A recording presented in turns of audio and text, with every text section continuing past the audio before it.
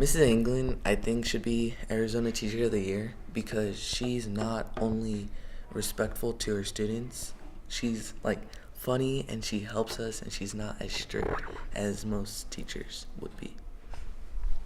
I enjoy the style of her teaching and how she's always has a positive attitude with her students, and how when we come in her class, it's always full of discussion and analyzing, and she really goes deeper into things rather than just reading out of a book and having us write down notes. We actually get a good concept.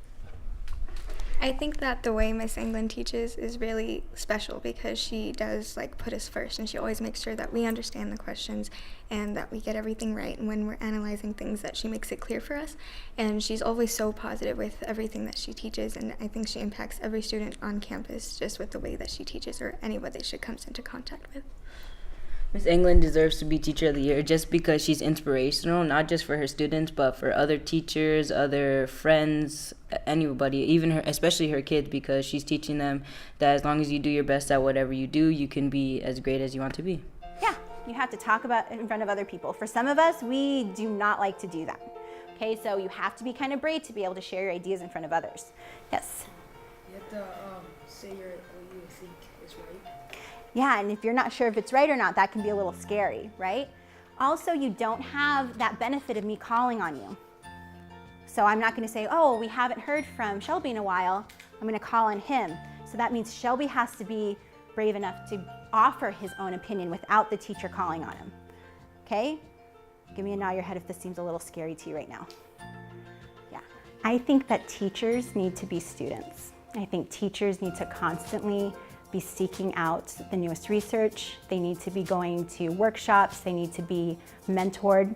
They need to mentor others. I think that teaching is about learning in the classroom with our students, but also for ourselves. The best teachers are willing to learn more, to change, and to always try to figure out what they can do to make things better for their students. All right, so I heard some really good things with that discussion. So we kind of established this sort of isolated world in the beginning of the story, right? The dark streets, no one's out, the unkept sidewalks, the glow of the TVs, okay? So we have this sort of very isolating, dark, ominous world. And then Raul, that was a good point to bring in. It kind of makes you think, well, he can't really be all alone, right? There has to be something out there. So that sort of suspense that we get in science fiction. Good job, guys. For me, teaching is all about relationships. It's about connecting with my students. It's about knowing them. It's about them trusting me and me trusting them so that we can both take part in this sort of relationship that we have, this environment that we're in.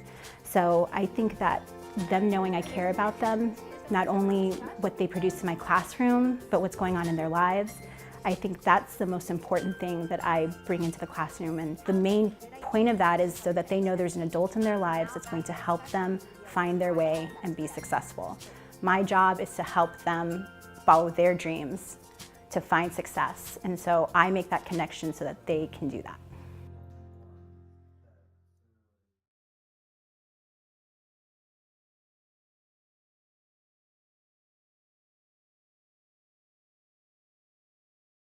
Miss Ebner should be the Teacher of the Year because she is one of the smart teacher and she helps us learn a lot. She is caring and nice to all students. Miss Ebner, she's very nice and kind, and if someone's sad, she'll cheer them up, or if they can't if they're stuck on something, then she'll help them get back up. Miss Emmer, she's a nice person, and when we need to talk to her, she's there for us, and so, yeah. She helps us with our work, and she is the best teacher ever. I think Miss Ebner should be Teacher of the Year because she's probably one of the best teachers I've ever had, and she's really nice, she's really sweet, and I think we all really love her a lot. Accept it? Now, if it was something you were really passionate about, Steven, can you honestly tell me that you would just be like, okay, and then just kind of go on through your day? No, that's really hard to do, right? You get that fire in your belly, that feeling like, you get so frustrated. And as the kiddo, sometimes you feel kind of stuck, right? But I think right here, Cheyenne is on to something. Because with being mature, you learn that in order to be a leader and to make things change, you have to have one of these. A plan. My philosophy of teaching is to create a safe place where kids feel supported and that they can achieve the goals that they set for themselves. It's important that sometimes when they don't have anyone else to turn to, that the teacher is there and that they can look back on that a week later, years later, and say, that person helped me realize the potential I had.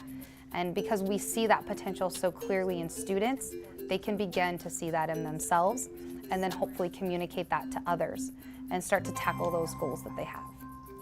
And that's what being proactive is about.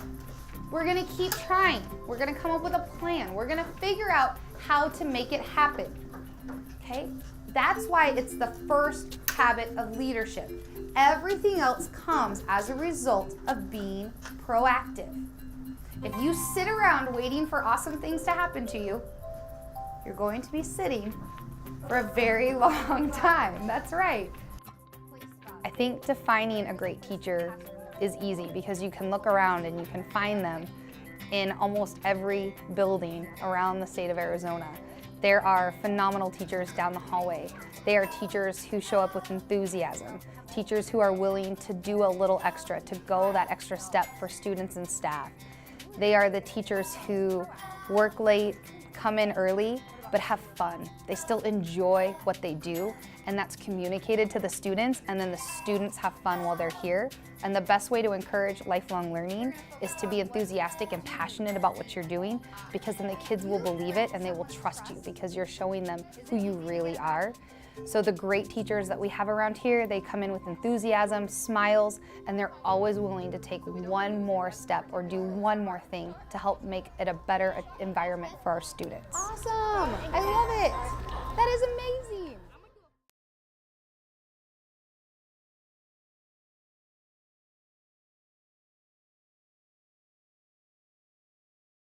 Miss Marsh should be Teacher of the Year because she's the most caring for her students. She cares about us inside the class and outside, and she doesn't just care about AP Literature, she cares about us in the future and what we're going to do to better the world after her class. She is so passionate with what she does. She goes out of her way to help all of her students to learn and how to write essays and how to be better people. There's no other teacher in this campus that I've ever had who's been as involved and as passionate as Miss Marsh is.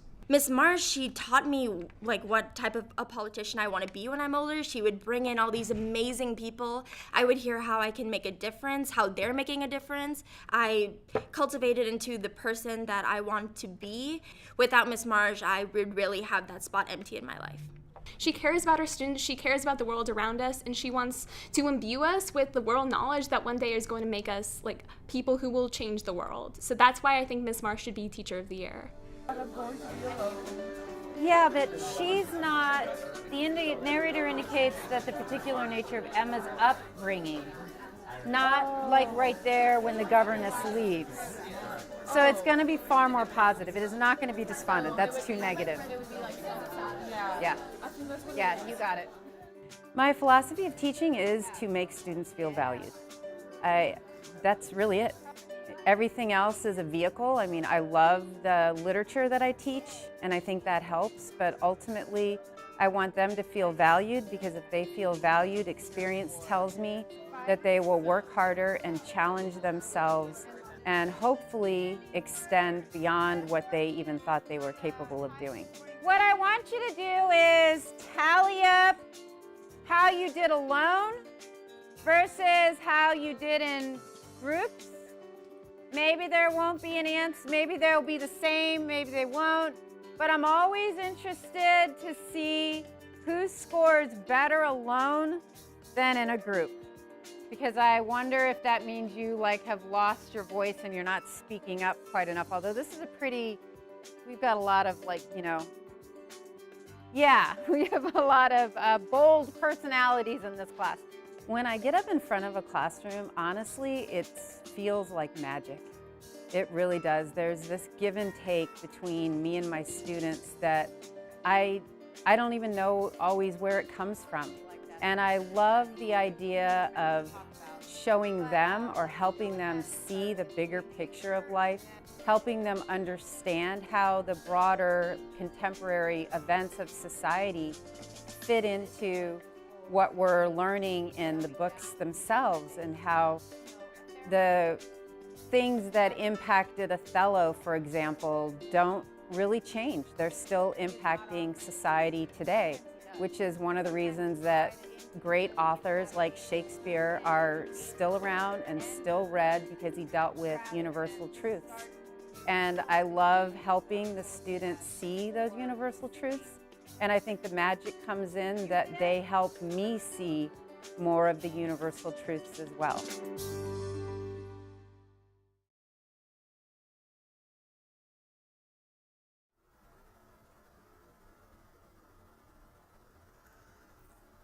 Miss Snyder should be teacher of the year because she makes life better. She makes learning more fun, and plus if you do good, once in a while she'll give you a treat or two. So yeah.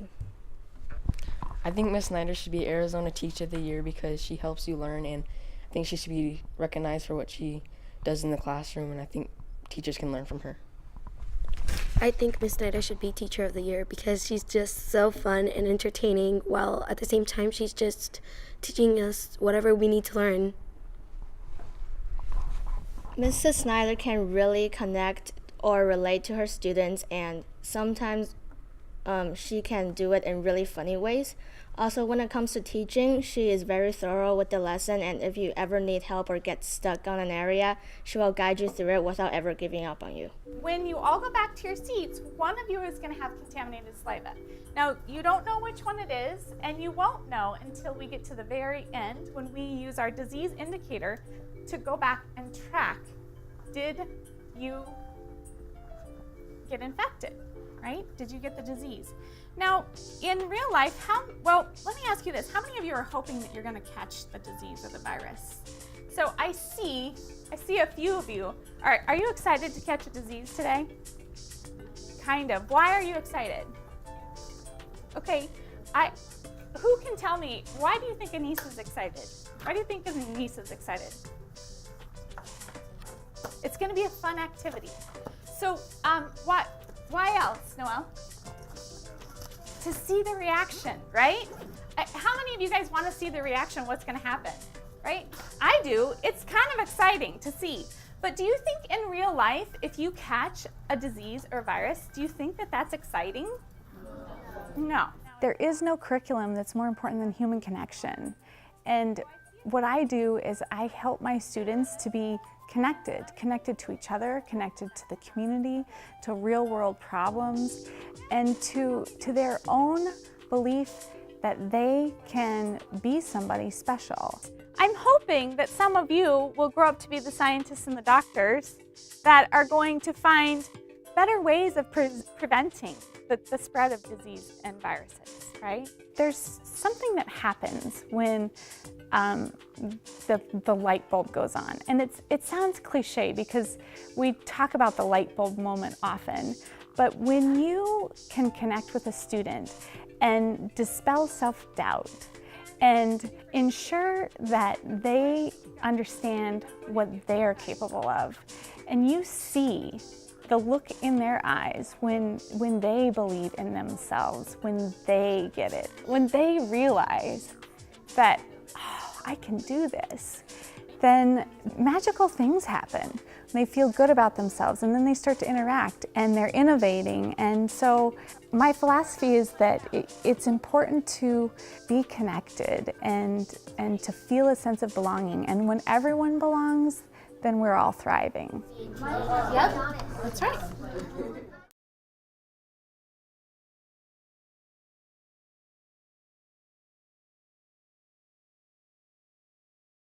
The reason Mr. Vargas should be Teacher of the Year is because not only is he an amazing teacher and helps all of his students understand the material, but he also understands them as people and helps them through whatever they're going through. Mr. Vargas should be Teacher of the Year because he really helps us succeed, and he introduces science to us that we would never see anywhere else. He just does a really great job teaching, and he always helps like the kids and like helps us learn even more than we actually thought we learned about like a bunch of different topics. Mr. Vargas, like, he just really deserves it because he's put a lot of time and effort, and he's always like there to help you out, like whether it's anything really. Mr. Vargas is capable of winning Teacher of the Year because he runs some of like the biggest programs in our school and even in the state, like his space program. And he's always, and there's not a day in his class that you don't learn something new. And he's always helping us, and you always learn something when you're with him. When I was in Europe, we used to go to this place outside of Naples, and this place was legit, man. It was like unbelievably, I mean, it was good stuff. And one of the coolest things they would do there is the waiters would come in and they would like strip the table, like old school style. And I mean, they were good. They were really good. And if you know what you're doing, it's actually not that difficult, but it just looks wicked awesome. But here's the thing, you know, it's Newton's first law in action, because, you know, if your plates are heavy enough, and these are kind of quasi-heavy, you know, they shouldn't move if you pull the table out from underneath it. So I'm gonna make it interesting. I'm gonna pour a little something here, because there is a chance I might be covered in water here. So let's see if I can pull this off. Here we go. All right, here we go. You ready? All right, ready? 3, 2. Did I ever tell you that story about? No? Okay. All right. Here we go. Wait. Yeah, I got the corner there. Good call. I could have been covered in water. All right. Here we go. Right? All right. 3, 2, 1. Yeah. You know, when I walk into the room, I have 38 to 42 kids, and they're all looking at me. And my job is to educate every single one of them. I got to get to every single one of them in a one-on-one basis.